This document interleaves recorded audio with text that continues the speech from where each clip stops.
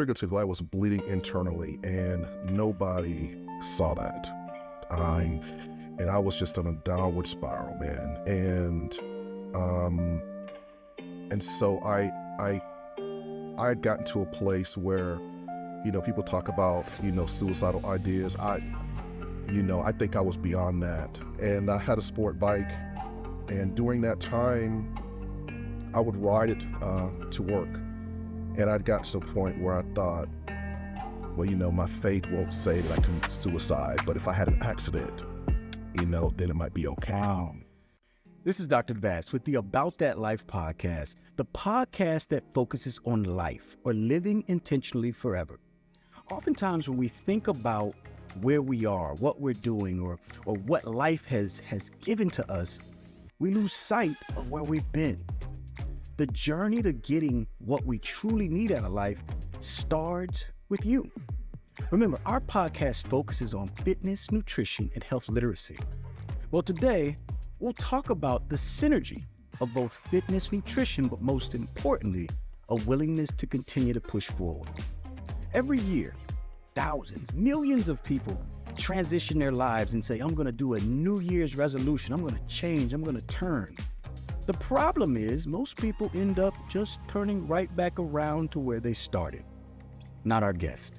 Our guest today, Pastor Victor Barnwell, not only said he's going to turn his life around, but also work in a space where he helps others to appreciate the importance of valuing yourself. Now, you heard me say Pastor Barnwell. You also didn't hear me say professional bodybuilder Barnwell. So without any further ado, I want to introduce to some and present to others Pastor Victor Barnwell, aka professional bodybuilder. How are you doing today? I'm great. It's good being here, spending this time with you. I really appreciate it. This is a humbling opportunity for me. All right, now Pastor Victor. Can I call you Victor? You can just call me Vic. Call you Vic. What's your story? Like what got you to where you are? Well, honestly, so it's funny because I didn't really start until I was 49 years old, and as today I'm 55 years old, and really what got me here was being here. I was at service one Sunday, and I was up speaking, and I found myself just out of breath. And I thought, oh, what's going on with that? Like, that's weird. And wasn't really monitoring my weight or anything like that. I worked in a hospital, I wore scrubs. And so I went home and got on the scale. And now keep in mind, I'm 5'7" and a half. Okay. You got to add that. You got to put it in. Me too. It matters. I was 5'7" and 3/4. I make sure I pick that. You got to put it in. It matters. So at 5'7" and a half, I was 289 pounds. Wow. And prior to that, I'd gone through a divorce, had some serious self-esteem issues. Wow. Had gone through some depression even here while pastoring. And it's one of those things where people tend to maybe cover when you talk about faith and depression, that they don't go together. But the fact is, it's a real truth. And I had gone through that, and in that time, I gained 50, 60 pounds. And I felt it, but I wasn't sure, just not being able to sleep, waking up tired. And so I started going to the gym, and it was really a way of focusing. It wasn't really at the time about becoming a bodybuilder. That really wasn't my intention. I was going to ask you, did you hop in this saying, I'm going to be a professional bodybuilder? No. I'm going to do that. No. Okay. It was nothing like that. I was really trying to find myself. I felt that in going through divorce, I'd lost touch. And it was almost where I was watching myself from a different place, like being a third person, which is weird, but it's the truth. And there was a time, man, when for a year I couldn't look at myself in the mirror while I was brushing my teeth. Like I would just, I mean, it was just I was really broken. You know, I had been married about 19 years, two daughters, and at the time they were graduating high school. mm-hmm, I'd spent 22 years in the military. I'd retired already. mm-hmm. And at that point, you know, I was at a place where I was like, okay, we're transitioning. This is going to be, you know, oh yeah, you know, and, right. And when that relationship ended, I was broken, man. And the funny thing is, I was here at the church, and funny, not haha, but funny as in just Ironic. right. Mm-hmm. And, you know, I was bleeding internally, right? And that's the worst kind because you really, like, once you start showing symptoms, it's really too late at that point, right? Exactly. Okay, so I was literally, well, figuratively, I was bleeding internally, and nobody saw that. And I was just on a downward spiral, man. Um, and so I had gotten to a place where, you know, people talk about, you know, suicidal ideas. You know, I think I was beyond that. I was living in Seguin with my parents, and I was working at Wolford Hall, which is probably about a 40-minute drive. But I used to ride sport bikes. I love motorcycles. And I had a sport bike, and during that time, I would ride it to work. And I'd got to a point where I thought, well, you know, my faith won't say that I can suicide, but if I had an accident, you know, then it might be okay. Wow.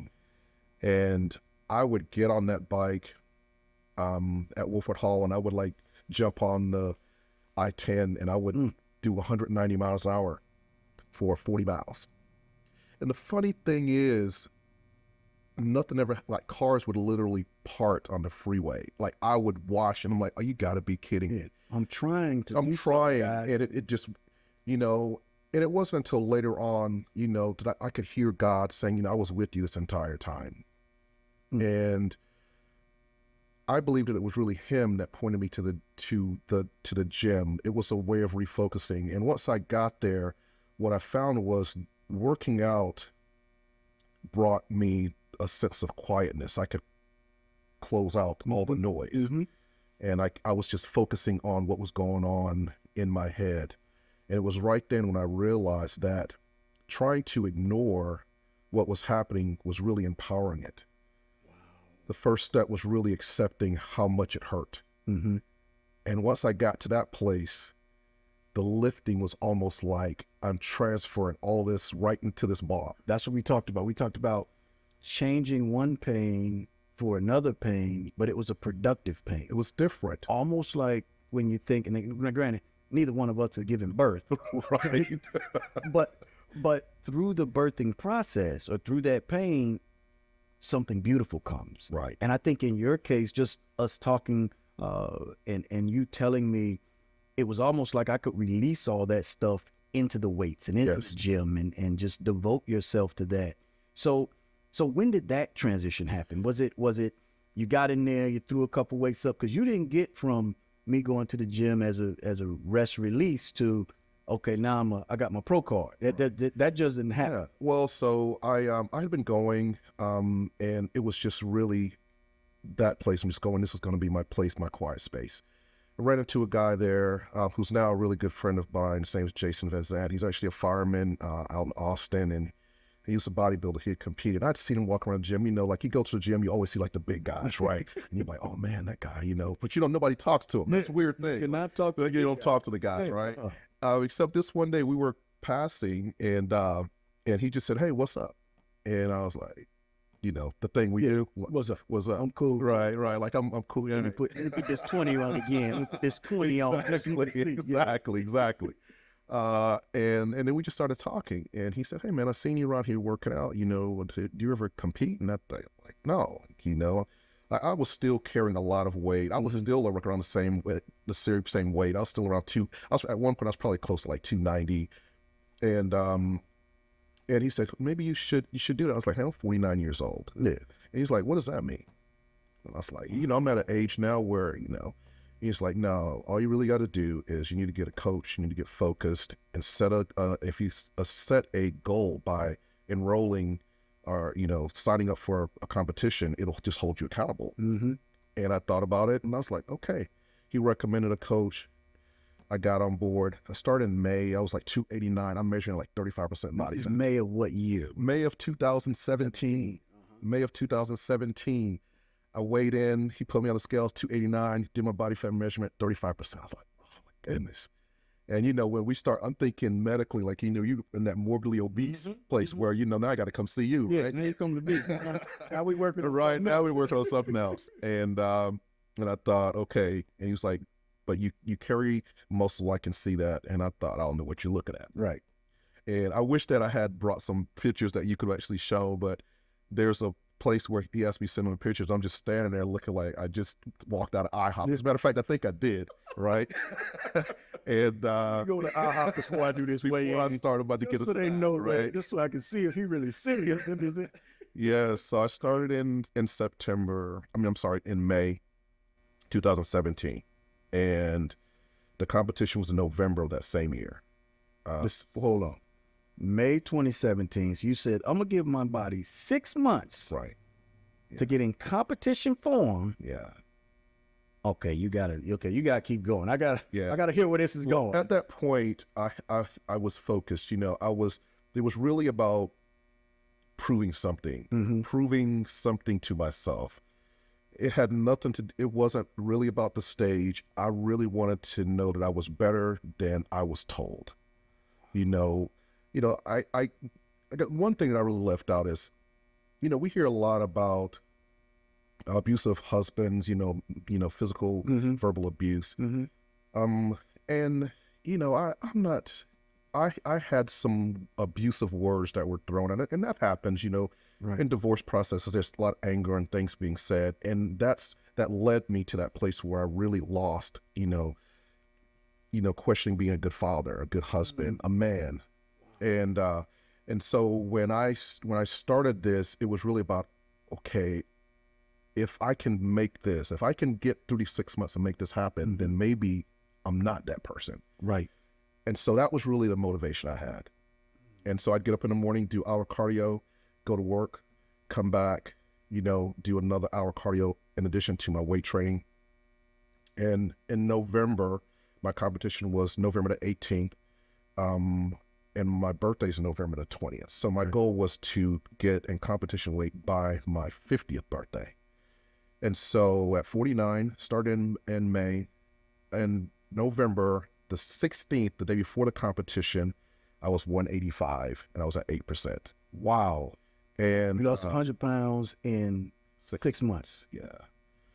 And I wouldn't recommend trying to do that. I wouldn't. It hurts. Because in my head, I'm like, hold on it. I just carried it to divide by. Look like. I know it's more than that. It's more than that. It's definitely, the bodybuilding itself, the requirement, the dieting and the training, the focus that's required. Because unlike, being on a basketball court or football field where you have a team of people working around you, you can have, some handicaps and be like, okay, I know he's got me, he's always going to do this. He's good here. I can dish it over to him and we're good. On the bodybuilding stage, it's just you. Right. The training is up to you. The dieting is up to you. It's 24/7. You don't go to the gym and work out and only eat right while you're at the gym. It's like you're monitoring how much you sleep, what you're drinking, what's in your drink, what's in your food, what's the seasoning, how much salt's being used, what's your protein intake, what's your carbs, what's your fat look like. And this is a 24-hour thing. So you think, eat, sleep. And in doing that, the focus, though, got me away from thinking about all the other stuff that was going on. Noise, like you said. And when I realized that was happening, I just went head, I just jumped right into it. And man, I got so deep into training, it was almost like meditation. I could hear my grandma.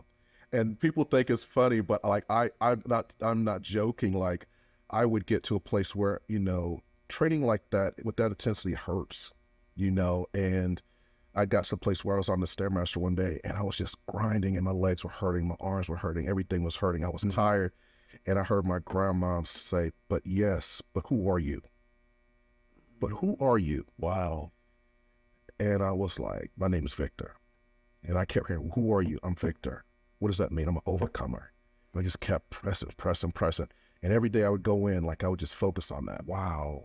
And that kept me motivated the entire time. And when I stepped on that stage the first time, you know, I had no idea what I was doing, but I was so happy to be there. Like, you know, I not only made it to the stage, but I actually survived. Like I lived, you know, and the people sitting out there in the audience, they had no idea of like what you had come through. This guy right here. You know, we oftentimes don't look like what we've been through, right? And we're really good at hiding a lot of stuff. That's and we'll talk about that as we kind of transition into this next segment. And we discussed this a little bit in terms of the impact of mental health. Now you touched on kind of the emotional aspect in the marriage space. And, you know, everyone always knows my focus is lifestyle medicine, right? I'm a cardiologist, but as I've done cardiology and done it more, I've realized that these 6 pillars of mindfulness, exercise, diet, sleep hygiene, getting rid of these risky substances, but also that social connected piece. Yes. Those are all things that as humans we need, not just to be healthy, but to thrive. Yes. And in our discussions about mental health, there's this dichotomy that exists, right? Right. So if you're a believer, or if you have faith, or if you a proud black man, right, there's no way you can be depressed, right? How does that, you can't be depressed, right? If you're a proud black man and strong, and you don't get depressed. We just, we battle through it. Right. But you touched on something that I want you to go back to and just describe that concept of mental health in not only the African-American community, but also the religious community. Yes. Right? Because that's not something that's supposed to bother us. You got faith, so you can't have mental health. That you can't be depressed because of this. Let's talk about that. Well, you know, I'm a pastor, and you know, the one thing that I hate the most is when, you know, you go to someone and you say, "Hey, you know, I'm dealing with this." And it's like, you know, I'll pray for you. Why don't you just pray? Yeah. Like, you know, yeah, but I'm still hurting. I'm still hurt. Still hurting. You know, I can pray. It hurts. There's the truth is there are 2 realities. There are 2 realities, and the scripture talks about them. Paul mentions that, you know, he says, you know, the things I know I should do, you know, I don't do, and the things I know I shouldn't do, that's the stuff I find myself doing. So he actually outlines, so there's 2, you know, aspects of life. There's what I'm living in, then there's the faith piece, which is where I'm supposed to be striving to go to. But that middle ground is still work to get there. And what we fail to do in the church is to connect those 2 things together. Wow. And so we bypass the reality of the natural reality. Like, your arm is bleeding, but I know God is a healer. Those are 2 truths. Yeah, that is true. But if I just say, hey, God is a healer, it doesn't stop you from bleeding. No, I don't believe so that. Something has to happen, right? We fail to connect that together. And I think that the way that should happen is that, first of all, we got to accept that there's a reality. And for some reason, and maybe it's just the way that, you know, the church has been groomed, you know, and in a way, it really makes us kind of hypocrites, because we're saying something that we know that's not even a reality in our own lives. Right. You know, and so, you know, it go back to what I said, you know, accepting this truth, like these are both truths. And by acknowledging it, I really take away its power. You realize that if you try to hide something, it takes more energy to hide it, because now I got to pretend it doesn't exist. And in pretending it exists, that's the very thing that speaks to your mind. I'm still here. Hey, I'm still here. Right. Yeah, I didn't go anywhere. You didn't get rid of me. I'm still here. But if I acknowledge that if I acknowledge that it exists, now I can speak to it scripturally by faith and say, I'm resisting this. So now you're my challenge. You're my resistance. You're my weight. And every time I press this weight, I'm pushing you too. Every time I get on that treadmill and I wear myself out, I'm wearing you out. I'm just going to wear you out. And by doing that, I can leave that there. Now, you know, you may have different avenues of how to do that. That was mine. Going to the gym, you know, I saw that thing as a resistance to the direction that God was taking me. Wow. And so by pressing it, it only made me stronger. Like, you're only making me strong. This is only going to make me strong. This is only going to make me better. And so I used it as a way of propelling myself not oppressing myself, Mm-hmm. because we can internally do that. We Right. can create these borders in our minds, you know, that we don't go beyond, because that's just the way we perceive life. But what if we changed our perception? That's what we talked about. We talked about kind of shifting, and that's what I try to do with many of my patients, right? Because when they come to see me, oftentimes people are motivated. My brother used to say, he's a lawyer now, Right. by fear and greed. Right. But I think those are two potent motivators. And even with my patients, they want the best for their cardiovascular health, Right. but they can't come to realization that the lifestyle that they've been living, not say we've been living, right? Because I do the same things. Right. And I tell them, as much as I'm a doctor, I'm a patient too, right? Right. But I say the hardest exercise that I could have you to do in this process Right. is to push stuff out of your brain. Right. Give yourself some time, sit down, whether it's in the morning, the afternoon, or evening, and literally lift the weight of all the negativity, of all the can'ts and you will not and you won't out of your brain. Right. And it sounds crazy. Like today, I prescribed someone 5 minutes of mindfulness a day. Right. You're like, no aspirin? No, hold on, my blood pressure. Right. Trust me, let's start here, because you can actually work on changing that mindset. The American College of Cardiology, interestingly, about 2 years ago, came out with a document. Now, granted, the research was a little soft. It wasn't a huge randomized trial, Right. but they talked about the value of gratitude. They talked about the value of thoughtfulness. They talked about the value of empowerment. Right. Basically educating yourself to be empowered, to have your vision, to do certain things. And I won't say it didn't hit the cardiovascular world by storm, because we always knew that positive patients typically have better outcomes. Right.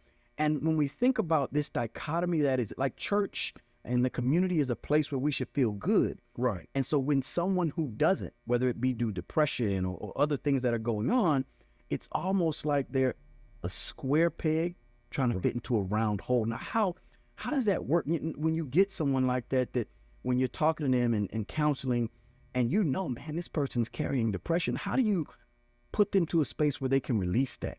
Well, first of all, you got to have them, we're supposed to be a tangible manifestation of the promises that are written in God's word. Mm-hmm.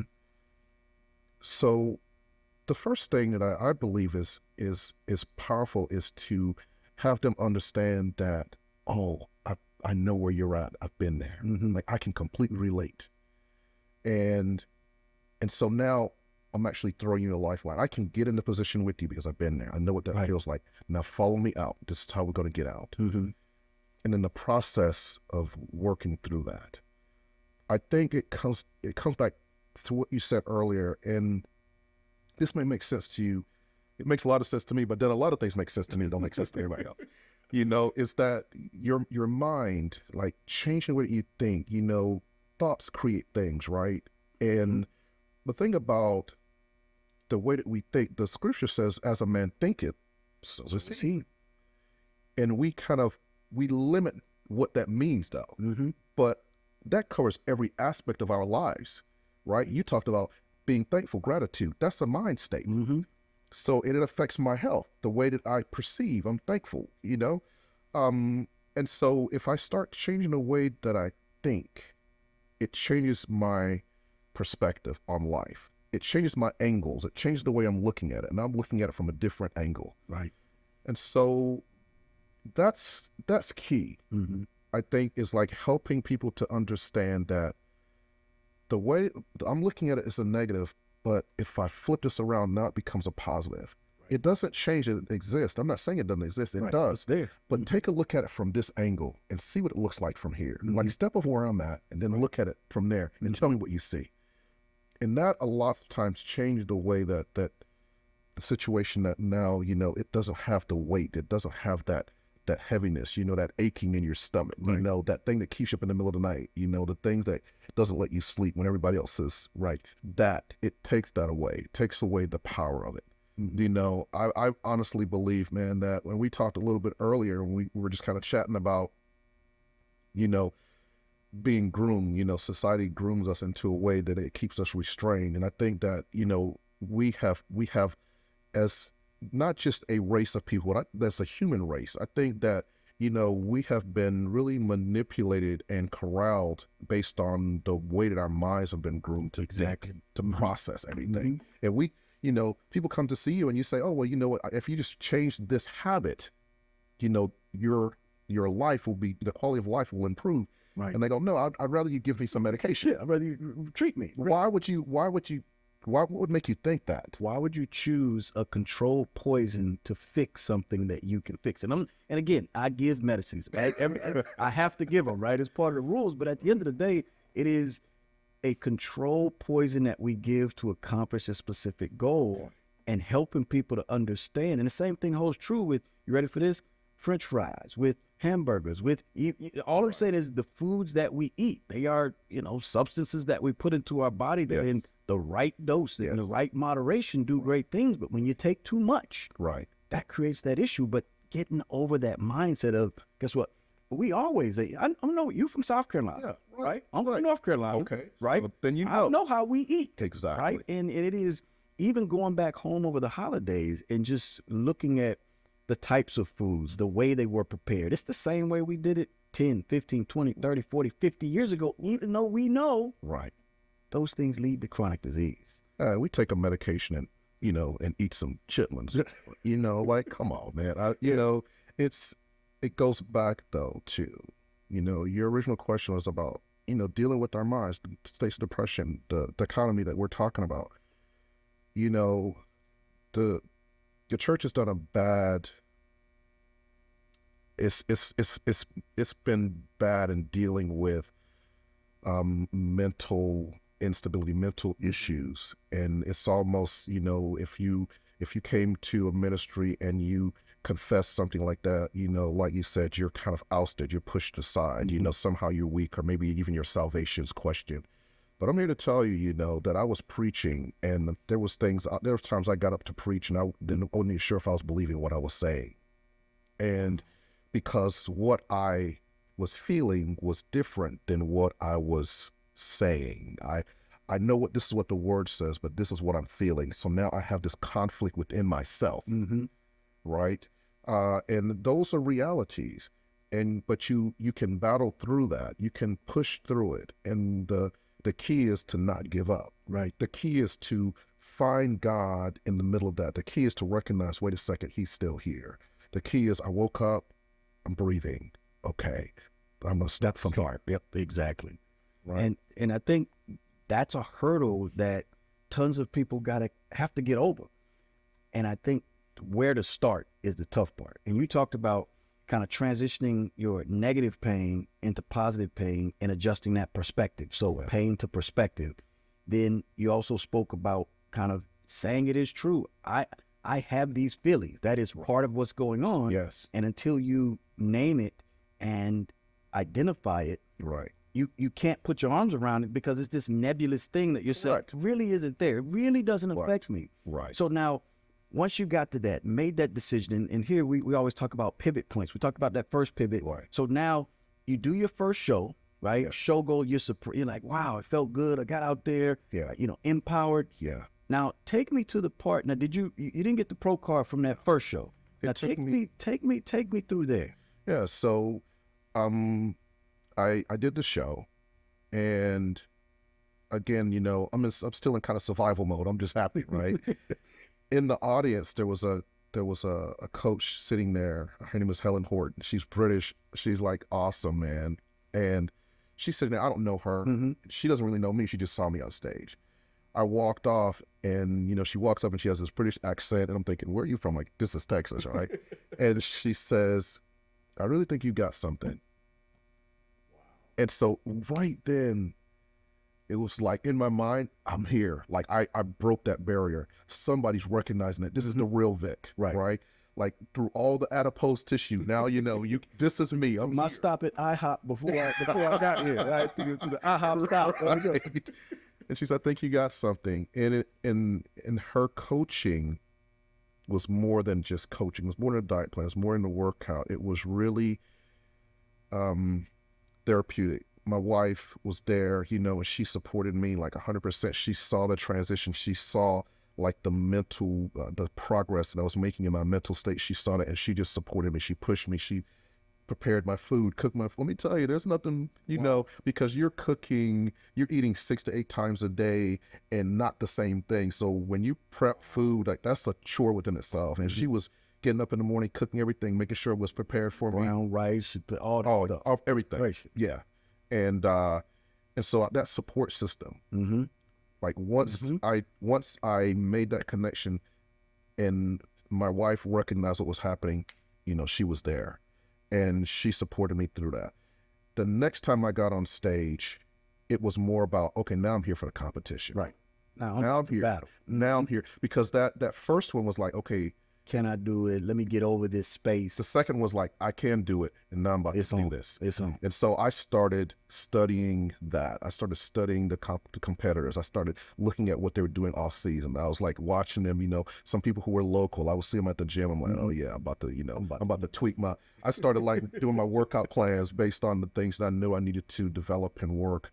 And it took me 3 years of straight competitions to get my pro card. And it was explain to them what that, because I Googled it, looked it up, and I saw you got NPC, you got IBF, IFBB, yes. Yeah, So those are divisions. Yes. So you actually have organizations that you compete with. There's all types of organizations. You know, there's NPC. NPC has IFBB. Those are actually your pro level bodybuilders. You know, the organization I compete in is Global Bodybuilding Organization. It has like amateur and then pro divisions within that, GBO. And then there's all other types. There's a natural division, you know, then there's all natural organizations that only have natural athletes, you know. Now describe what natural athlete. So natural athlete is basically are going to be your athletes that are not using any type of like enhancement. When I say enhancement, not necessarily like steroids, but there are certain things, you know, that, you know, as a male, you know, even as women, like, you know, we start talking about hormonal balances because those are key when you're talking about building muscle, is that you have to have hormone balance. And some things that you use to balance those hormones in order that you're able to generate or regenerate muscle to recover are not accepted on some stages. And so athletes that are considered natural are just completely natural. It goes along with like something like the dieting things that you were talking about. Right. You know, I'm just using strictly food to, you know, no supplements, anything like that. This is what I'm going to do. And so those divisions are like that. And typically, you know, if you win a competition, a division or organization like that, then you're tested after to make sure you're not carrying anything, right? My organization has both natural and are tested and non-tested. You know, I compete in the non-tested, you know, not because, you know, I'm like a roid head, but, you know, I do like pre-workouts, you know, and sometimes in your pre-workout, there are chemicals in there that'll test positive, you know. And so I don't even deal with that. I just go into the non-tested shows. And honestly, it took me 3 years. So now to become a pro, basically what has to happen is you have to place first in the overall portion of the show. So typically it'll break out into groups, and normally they're weight classes, and then the top placements from each one of those groups then has an overall, and then in that overall you have to place first in that overall to win the pro card. And for those 3 years, man, I would get so close, you know, like I'm placing second, you know, and normally because of my age, you know, at this point, you know, I'm 50, 51, and there's not many people at my age that's competing. So I would compete against 30-year-old, 28-year-old, 30-year-olds. I Googled your name and looked it up, and I saw like you and then everybody else. It was you and then everybody else. I'm like, hold on, where the other people in the 50-year-old? Right. I'm close to that. I'm like, well, maybe I can. You, and then I said, yes. So you competed. You kind of went through in the track circuit. We would say the rounds. You went to that final round. Yes. And you win. When did that happen? Wow. It was actually COVID. It was the year that, you know, COVID was like at its peak. They were canceling tons of shows.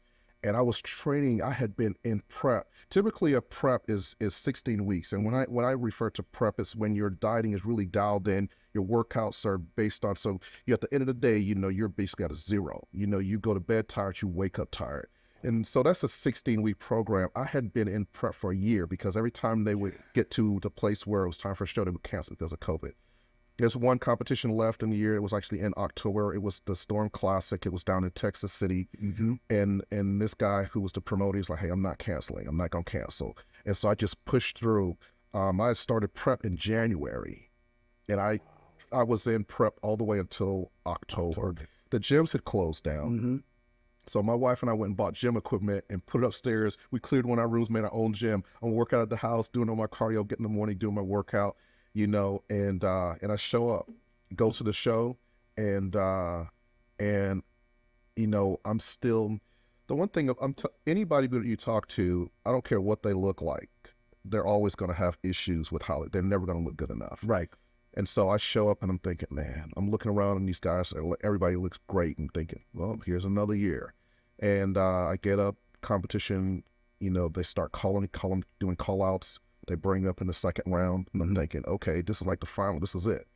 And I'm standing there and they start calling the winners, you know, 4th place, 5th place, 3rd place. And I'm still there. And I'm thinking, wait a second, you know, we're actually at 3rd place. There's 3 of us here, you know, so that means I'm placing in this group. They call 2nd place in another suit. And I'm like, wait a second. Like, this is me. I actually just broke out crying, man. I just broke down. I just started, you know, and you know, they came up and they presented my pro card. And the difference between an amateur and a pro is that the pros get paid. So in the top 3 placements, they're paid competitions. And so, it wasn't even really about that. It was just the fact that I had gone from 2017 at being 289 pounds, 35% body fat, no self-esteem through those 5 years, and like 4 or 5 years. And now I'm standing here next to guys that are half my age, and I'm holding this golden pro card.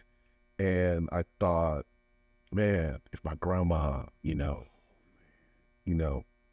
and that was powerful. And they gave me the opportunity to, you know, make some comments. And I actually told them a lot of what we talked about here today, you know, battling through it. And so ever since then, I've used the stage as a way of communicating that, you know. So my goal is to win so that I could tell somebody about where you were. There you go. And where you are. That's my motivation. Like every time, this is what I'm going to do. I'm going to win. God, if you let me win, I'm going to tell them about you. Just let me win. I'm going to do it. You got your pro card. You're telling people about kind of your story and where you've been. And, you know, we get into this. So now we're at another pivot point, right? Because now you got your pro card and it's, what do you do? Because like I said, I didn't know a whole lot about the bodybuilding space. I kind of looked it up and used Google as a teacher and saw that track can go a ton of different ways. And for many folks, you know, the process continues, but it intensifies. So now as you've kind of gotten that space, where do I go? Where do you go? Where are you going? What's that look like? So, you know, typically, like, I get asked that question all the time, because the first question that I get asked is like, you know, how old are you? I'm 55. And I'm like, what? Are you kidding me? Like, yeah, I'm 55. You know, I don't. So I ask, well, how much longer are you going to compete? I'm just going to compete until I just don't want to. I'm not a person who, you know, will limit myself based on age. I think that that's the wrong thing. I think that, you know, age becomes an excuse for a lot of things that people don't do. I love that. Age becomes an excuse for things people don't do. And that's not going to be me. I just refuse to be placed inside of the statistical box. You know, I'm not going to allow that to determine where I go to next. Not my age. I want to be that 70-year-old guy up there standing next to the 30-year-old and his head is just hanging because he's like, man, I just got beat by my grandpa. My grand. So this right now though, I took a year off. I wasn't, you know, I got my pro card. A year and a half later, I went back and I competed in my first pro show. I placed 3rd in that pro show. Wow. You know, which was my first show, and I was really happy with that. And then I took the year off. I got a call from a promoter in Louisiana. He's like, hey man, you know, I saw you at the show I really like the way that you're posing. Could you come down and be a guest poser? And so, yeah, so gotta explain that, right? So I guess, yeah, I've heard of that before. so you're not competing, but you go down, and they basically have like an intermission period in between sessions, and so you in the morning time, typically you come out, and all the judging takes place in the morning time. Then the evening show, there's actually just routines, and it's more artistic. It's the things that you see, like when you watch the Olympia, and they do all the routines to music. Well, in the intermission is in between that. Sometimes shows go like back to back. It's just all done in the morning time, and this show was that way. So they had an intermission in between, and in between it's kind of entertainment. Right. So I'm not there to compete, but I've dieted, and I go out and I just basically do a routine, just for the crowd.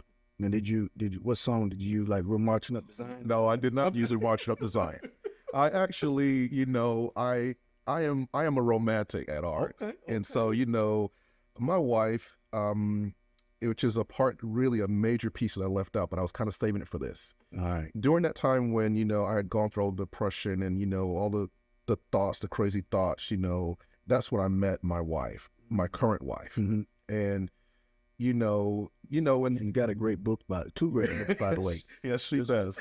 Remind him to plug those books. Yes. In the end, but her books are fantastic. Just before he forgets, because I'm not going to forget. Go ahead, bro. Yes. So she was a tourniquet, a Band-Aid. I was bleeding out, and somehow, her words just like, wow, just touched the places that no one else could get to, right? Stop the bleeding. And, when I did this show, like I always think about that, and I tell her that, but during this show, I thought, I'm going to take this time, I'm going to dedicate this, because I'm not competing, I'm just going to dedicate this routine to my life. Beautiful. Yeah. And there's a song, and I can't remember the guy's name right now, but he talks about, God has a funny way, of showing that. Sometimes that's called blessings, I think. Mm-hmm. And he's talking about, how he had gone through bad relationships, and then when he least expected it, this woman comes along, and now, she's like the gift from God to him. Wow. And so that's the song I used. Okay. It was powerful, man, because I was feeling it. I was all in it. I think I might have been crying at the same time because it was so real. Uh-huh. But it was good. It was a good opportunity. And so the the promoter for the United States part of GBO was there at the show. Wow. And he called me and said, "Hey, I'm thinking about putting on an atlas for masters only, pro masters. So that's going to be 35 plus." And he's like, "Would you compete?" And I was like, "Man, why are you calling me?" And he was like, "Because you know what? The posing and, and your conditioning, your age, and what you're representing, if you will do this, I'm going to push it." And I was like, "Yeah, I'll do it." So my preparation now is geared towards that. And that show actually happens in October. So it'll be the first Masters Atlas Pro ever done by GBO. And I plan to be there. When, where? It's going to be in Crowley, Louisiana, and it's October the 29th. And so I'm actually already in that mode, and I have a great coach, and she's been really good at helping me stay on track, and that's where we are. So that's my goal. And along the way, is to help other people. I'm not a coach, I'm not a nutritionist, but I've been there, done that. And so my goal is to be an example. Like, I don't want to be one to just tell you, like, I just want you, if you don't believe it, just watch. I'm going to do it, and then you're going to see me, then you just follow. You got to emulate.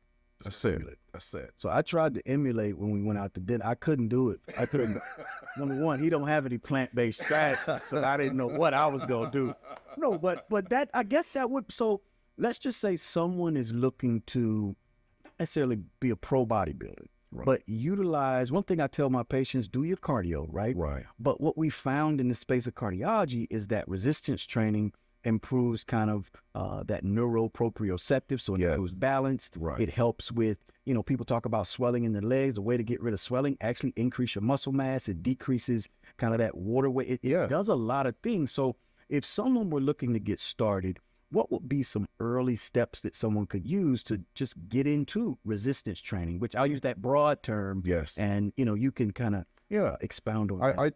The first thing is not letting anyone tell you that you can't do it. Okay. That's going to be number one. I don't care what your situation is, what your age is. Never let anyone determine that you can't just because they won't. Right. And then the thing is just begin really slow. Cardio is great. And basically I use cardio as a means of like balancing my calorie intake through the day. Mm-hmm. But your muscle needs those calories when you're talking about building muscle. The thing is making sure that your calorie intake is not more than what you're burning. Spending. Right. Yeah.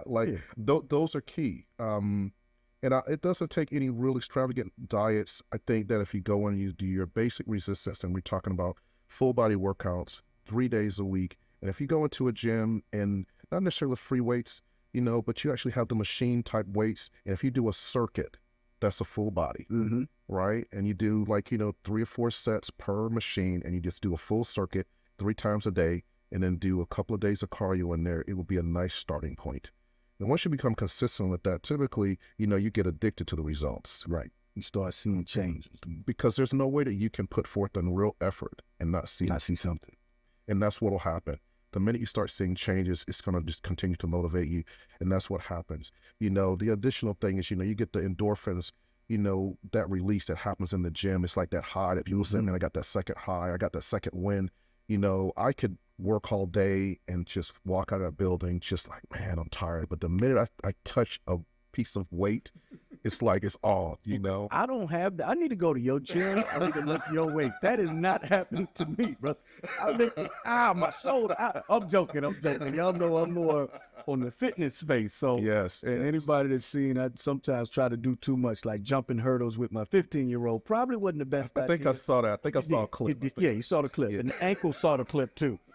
But I was undeterred by everyone saying, you're too old to be jumping hurdles. Right. So when we talk about that circuit, I do like free weights. For the one thing, for people that are novice to the gym and don't really understand lifting technique, it's a little bit, I won't say a little bit safer, but for the most part, all you're going to do is be embarrassed because you dropped the loud weight, or you're going to be able to lift it up in the first place. Right. So how long in a typical, let's say 6 to 8 machine circuit would that, because that should get, 2 exercises on each major muscle group. So you tell my folks, so how long would that take someone, let's say if they started? So like their session in the gym is what you're saying? Yeah. So, people will go in and be like, oh, it was 2 hours at the gym today. You know what that means? You took too much time. You were talking.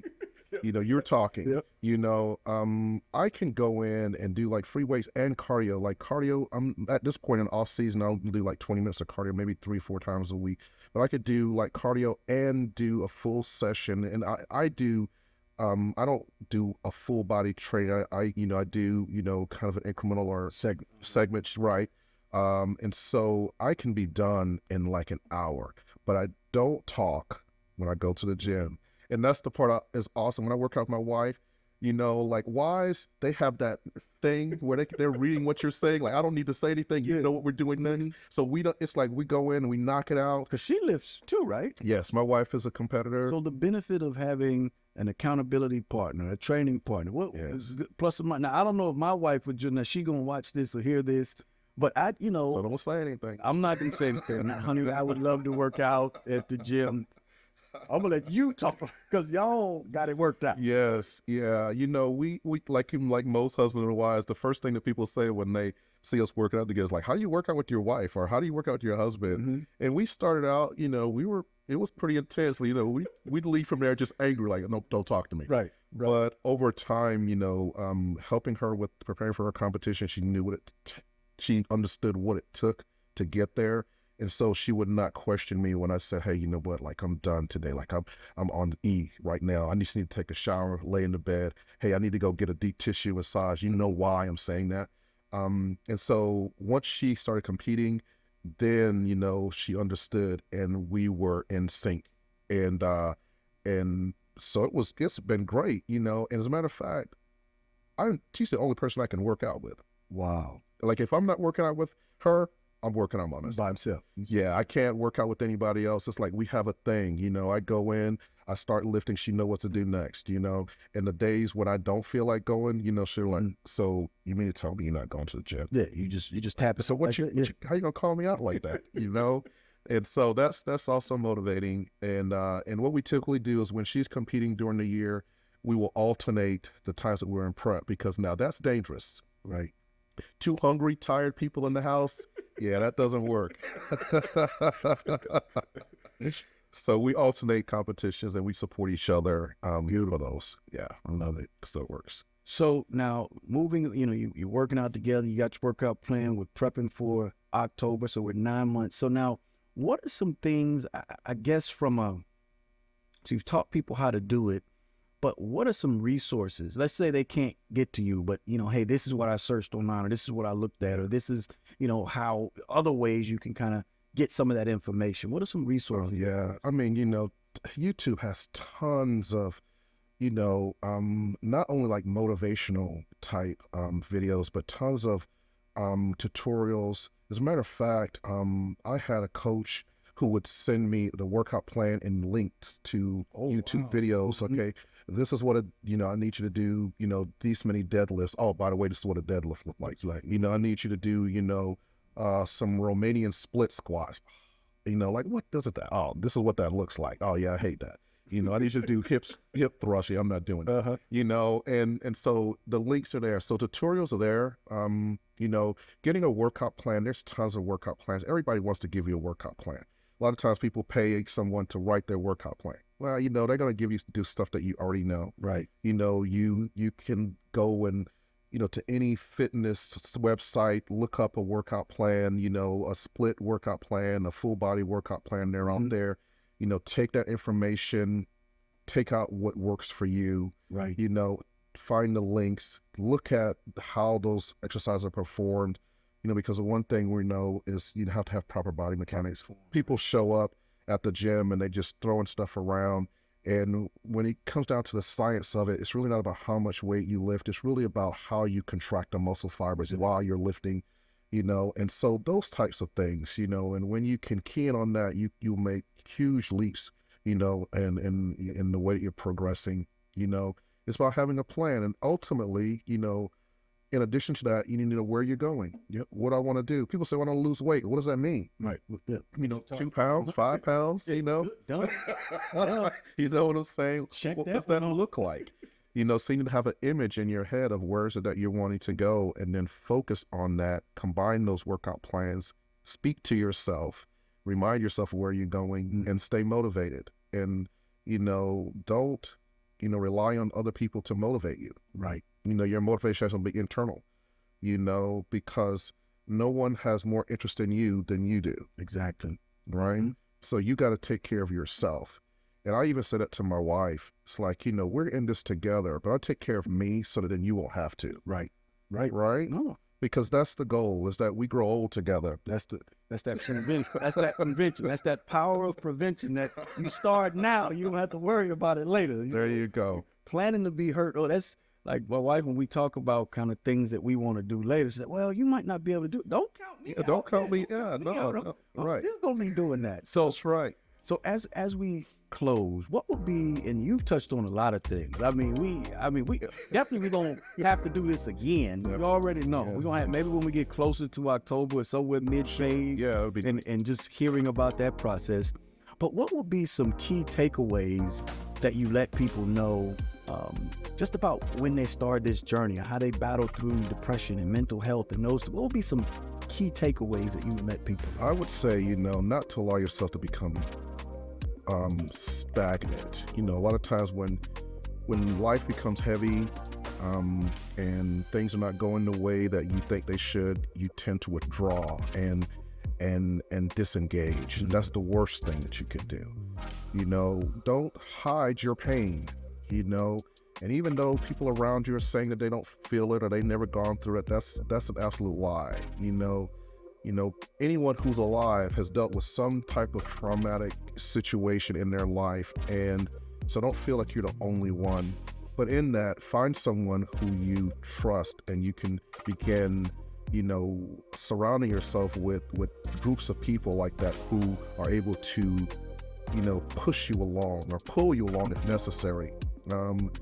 But you're not in this, you're not in this alone. We're all in this together. Right. And the other thing is, once you find your groove, whatever that is, don't stop. Don't stop, whatever it is. Mine just happened to be going to the gym. I didn't go to the gym to become a pro bodybuilder. I went to the gym as a means of releasing the things that have on the inside of me. This is the result of it, but that's just because I didn't stop. And so once you find the groove, whatever that is, some people like to, ride horses. Some people like to, they may culinary cooking, just an art form, anything, whatever that is, where you can find that peace, that quiet place for you to separate yourself from the noise and focus on what God is saying and remember his promises,